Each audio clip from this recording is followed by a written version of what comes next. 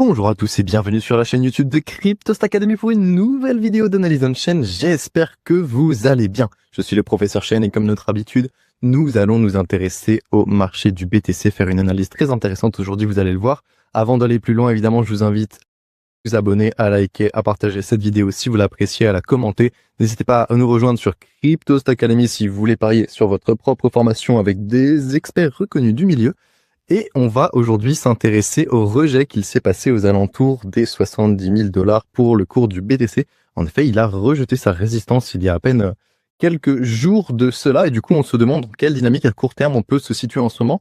Alors même que les investisseurs à long terme nous ont donné des signaux, comme on le voyait la semaine dernière, et comme on va revoir aujourd'hui des signaux de première prise de perte intéressants, on va décortiquer tout ça aujourd'hui ensemble. C'est parti.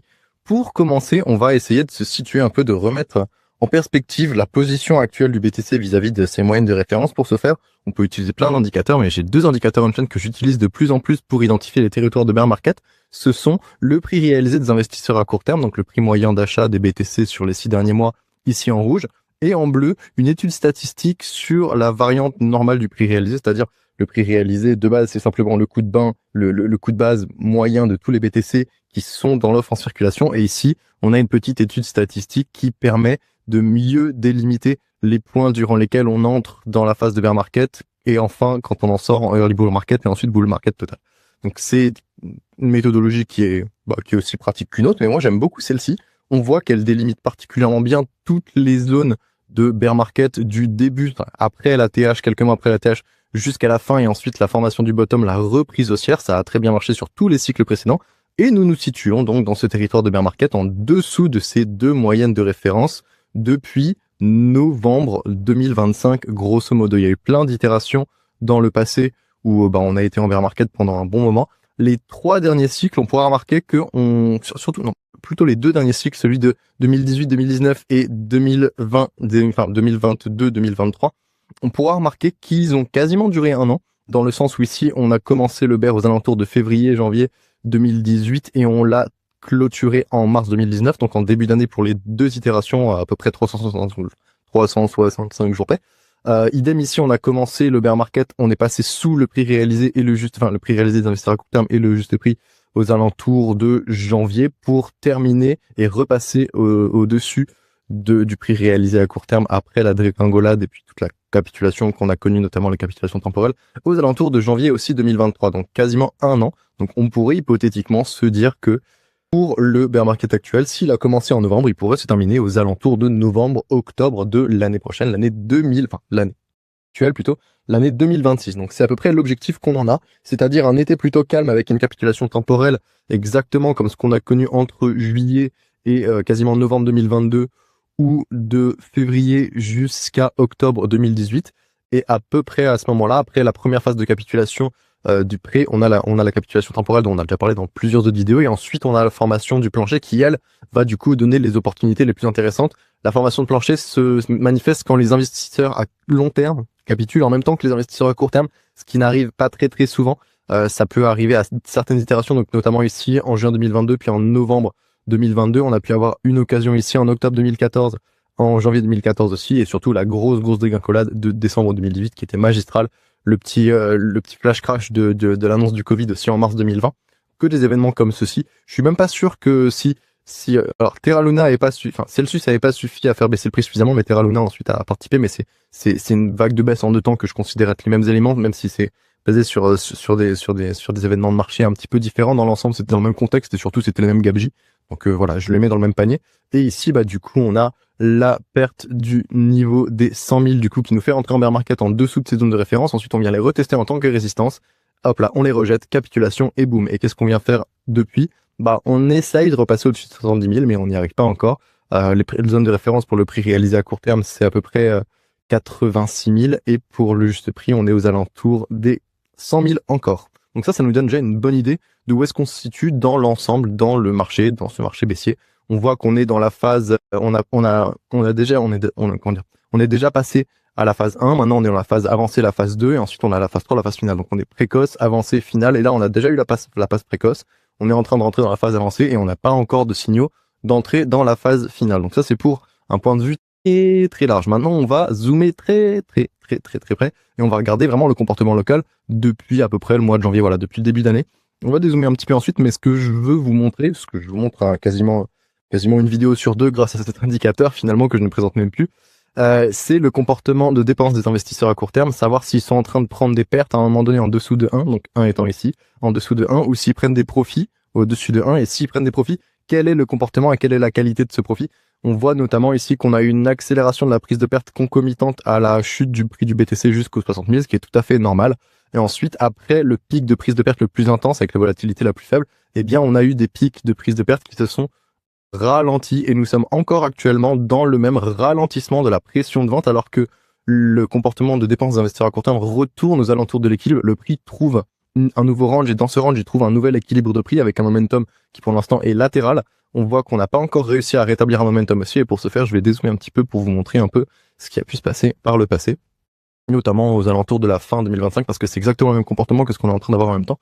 C'est-à-dire que alors qu'on était dans un momentum haussier qui était plutôt ralenti et qui commençait à poser problème en octobre, en décembre, on a une accélération ici de la prise de perte. Exactement la même chose que ce que vous voyez ici. On a exactement le même schéma. Donc 1, 2, 3.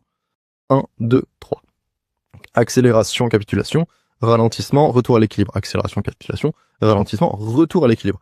Et durant ces périodes de retour à l'équilibre, eh bien, le prix peut imposer, s'il y arrive avec suffisamment de demande, une nouvelle tendance haussière, un nouveau momentum en repassant au-dessus de 1, mais ce n'est pas souvent le cas.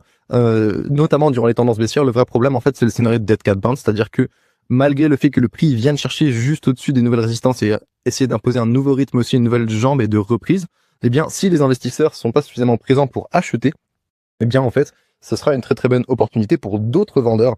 Et le problème, c'est justement le comportement des investisseurs à court terme. À ce moment-là, est-ce qu'ils préfèrent vendre en tout petit profit au niveau des cassures haussières pour essayer de limiter les pots cassés et du coup, augmenter leur pression de vente à ce moment-là et se dire, maintenant que je suis à break-even, en fait, je m'en vais parce que j'ai pas confiance dans la tendance à court terme, ce qui est typique des corrections, des corrections de bear market parce qu'on a un pessimisme, un momentum baissier qui est bien installé et du coup, la confiance des investisseurs à court terme n'est pas suffisante pour leur demander suffisamment d'achats.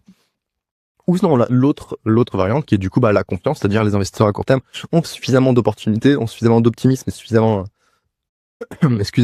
suffisamment d'opportunités, suffisamment d'optimisme et aussi suffisamment de confiance dans le marché et dans la tendance à court terme pour se dire, ok, maintenant je vais acheter le break, je vais pas le vendre, je vais l'acheter. Et à ce moment-là, on peut peut-être y arriver. Mais là, c'est pas du tout ce qui s'est passé. On en avait parlé, on l'avait documenté en live limite là, à quelques heures près, j'avais publié la chose en disant attention, risque de dead cat bounce. Et hop là, qu'est-ce qui s'est passé? Exactement la même chose. Et qu'est-ce qui se passe actuellement? On est en train d'avoir un espèce de tentative de retour à l'équilibre exactement comme ce qui s'est passé en janvier. Donc, on s'attend exactement à la même chose, c'est-à-dire ça vient tester potentiellement et si ça fonctionne pas et qu'il n'y a pas suffisamment de demande, comme on a vu d'ailleurs il y a 2 semaines que en fait la demande spot était pas encore assez présente, qu'il y avait de la demande futures, mais que la demande futures c'est vraiment pas ce qu'on veut. On le voyait ça d'ailleurs, on l'a publié aussi la vidéo de la semaine dernière avec celle de début mars là où on a eu la cassure quasiment jusqu'au 72,5. Sauf que c'était que la demande futures et du coup ça a été ravalé tout de suite parce qu'il n'y avait pas suffisamment de demande spot, donc on avait bien identifié ce mouvement-là aussi. Et donc on reste dans le même stand-by où pour l'instant le ralentissement dans la pression de vente reste effectif. Si on a une nouvelle accélération ici on pourra peut-être avoir une dégradation, mais pour l'instant on va dans des valeurs qui sont plus faibles à chaque fois. Donc stand-by du côté court terme, on a une tentative haussière qui a déjà été avortée. Si ici le mouvement commence à piquer du nez, je serais absolument pas contre le fait qu'on aille chercher un prix aux alentours des 60, 50, idéalement 40 000, sachant que le prix réalisé tout court, donc le prix moyen d'achat du marché, une des zones hyper importantes de référence pour les opportunités d'achat en bear market, ce prix réalisé est situé aux alentours des 55 000. Donc si on peut passer en dessous déjà, ce sera la zone la plus importante. Donc aux alentours des 50-40, je considère que c'est déjà des très bonnes entrées. Pour corroborer les informations sur le comportement des investisseurs à court terme, on peut aussi du coup mesurer en volume. Ici c'est en dollars, c'est pas en BTC, j'ai oublié de changer, mais bon, ça vous donnera une bonne idée aussi. Dans tous les cas, sur des points de vue locaux comme ça, c'est pas grave. Quand on dézoome sur du très long terme, ça a tendance à pas être facile à lire. Voilà, encore sur ces cycles-là, ça va. Mais si on va un peu plus loin, il n'y avait pas suffisamment de taille de marché en fait pour que vraiment les données soient lisibles. Mais bon, là c'est vraiment sur pas longtemps, donc ça fait le taf. Et du coup, qu'est-ce qu'on observe? On observe exactement la même chose. Si je calque les deux à peu près, mettre sur 6 mois. Si je calque les deux, voilà, comme ça, et on se rend compte qu'on a quasiment le même comportement, simplement parce que c'est la même chose. Ici, on mesure simplement le degré de profit réalisé, ici, on mesure les volumes. Donc, en fait, c'est exactement le même graphique. Et ce qu'il nous dit, c'est que pour l'instant, les investisseurs à court terme eh bien, sont en train de continuer de vendre à perte, malgré le fait que le prix se stabilise. On a quelques prises de profit vraiment minimes qui se sont passées au niveau des points hauts, exactement comme cela s'est passé au niveau des tentatives de cassure ici de janvier. Et c'est exactement ces tout petits volumes ici de vente qui nous indiquent que finalement les investisseurs à court terme, ils vendent quand même en partie à chaque fois sur ces sommets. Du coup, ils n'ont pas trop confiance.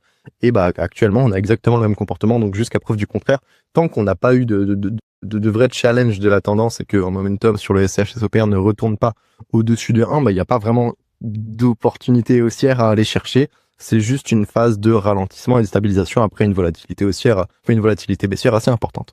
Donc pour le court terme, stand-by, on a peut-être quelque chose à jouer aux alentours d'une cassure sur les 70, mais voilà, depuis la semaine dernière, ça donne rien. On avait déjà documenté qu'il n'y a pas assez de demande, donc pour l'instant, c'est ça. Et puis il faut continuer de regarder, faudra voir dans les jours et les semaines à venir. Par contre, pour les investisseurs à long terme, on a aussi un signal intéressant, parce que si sur le court terme, on peut dire qu'on n'a pas de présence de signaux de reprise, ce qui veut dire que pour l'instant, le momentum baissier et surtout la continuation baissière reste le scénario le plus intéressant et donc un scénario de baisse avec des prix plus bas.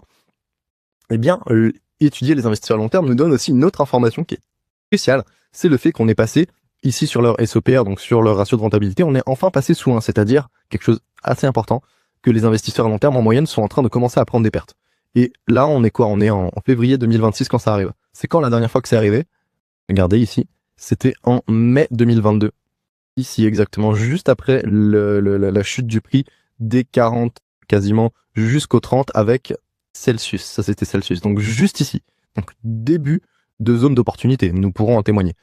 Ensuite, pour le cycle précédent, c'était où? C'était en juin 2018. Bon, il se passait pas grand chose à ce moment-là pour ceux qui étaient déjà présents. Moi, j'étais déjà présent. C'était mon premier bear market et je peux vous assurer qu'il se passait pas grand chose. Il n'y avait pas autant d'informations et tout. Il y a peut-être 2-3 trucs qui sont passés avec Marketplace et tout, mais bref, peu importe. On n'est pas là pour relater ces faits-là. Ce qui nous intéresse ici, c'est de voir qu'à chaque fois que le LTH SOPR passe sous 1, donc que la rentabilité dépensée des investisseurs à long terme passe en dessous du seuil de rentabilité, eh bien, on entre dans une zone d'opportunité très, très intéressante. Et qu'est-ce qu'on voit aussi en septembre, le 11 septembre 2014, j'ai bien choisi ma date. Voilà, une semaine après, le 18 septembre, c'est bien aussi. Eh bien, on peut voir qu'on passe encore une fois dans cette zone d'opportunité, donc on rentre dans la phase la plus profonde du bear market, si on peut le dire.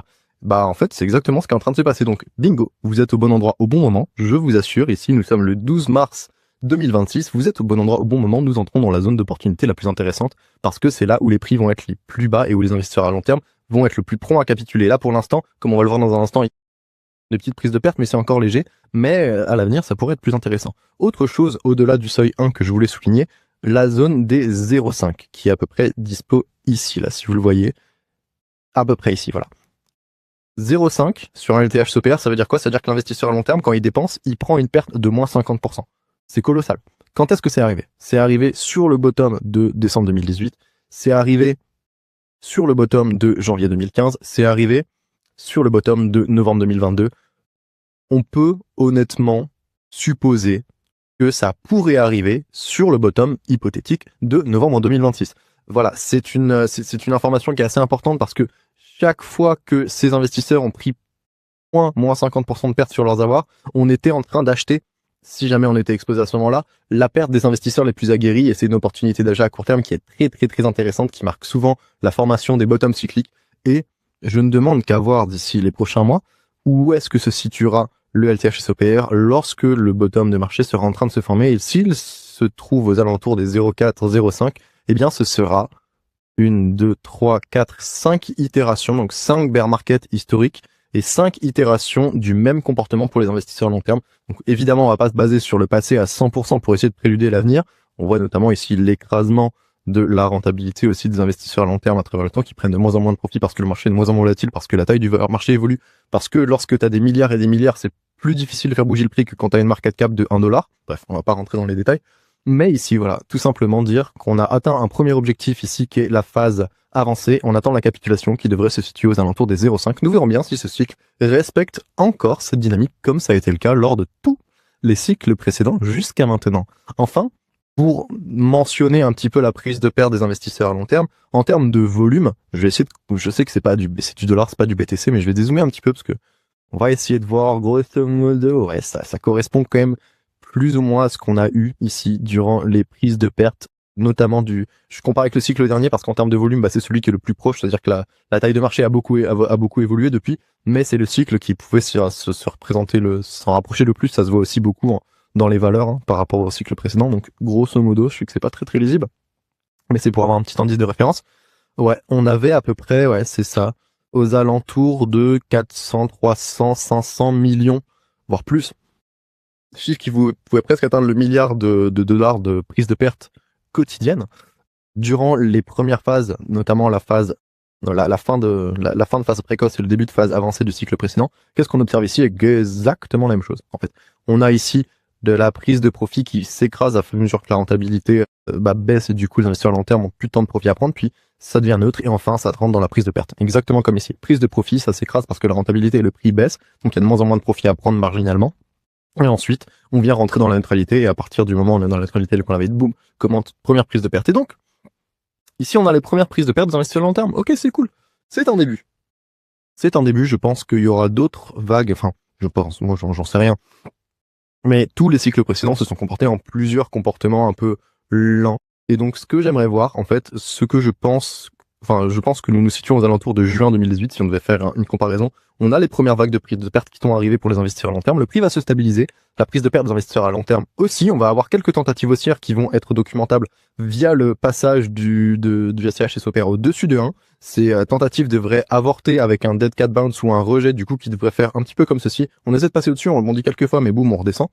Et ensuite, petit à petit, on va avoir un prix qui va ralentir, et enfin, on va avoir une nouvelle vague de volatilité baissière qui va amener une nouvelle vague de capitulation avec plus de volume pour les investisseurs à long terme, du coup, qui vont être vraiment particulièrement atteints cette fois-ci, et une nouvelle vague de capitulation à court terme pour les investisseurs à court terme aussi, qui auront un petit peu réaccumulé entre temps, et qui vont se faire reprendre par une nouvelle vague de liquidité et de volatilité baissière, comme ça a été le cas. Voilà un peu le scénario que je pense être le plus probable vis-à-vis du passé, vis-à-vis des comportements humains qu'on retrouve en fait sur le marché du BTC. J'espère que cette vidéo vous plaît, j'espère que vous trouvez ces analyses plutôt complètes. N'hésitez pas à me donner vos retours en commentaire. Moi, j'apprécie en tout cas beaucoup ce que vous me dites quand vous me donnez des retours. Je réponds pas parce que voilà, mais en tout cas, je prends connaissance de tout ce que vous me dites sur l'addiction, sur le volume, sur tout. Donc, je vous remercie d'avoir regardé cette vidéo. J'espère qu'elle vous plaira. On se retrouve la semaine prochaine pour une nouvelle vidéo d'analyse on chain ou sur CryptoStack Academy. Ciao, ciao et à bientôt.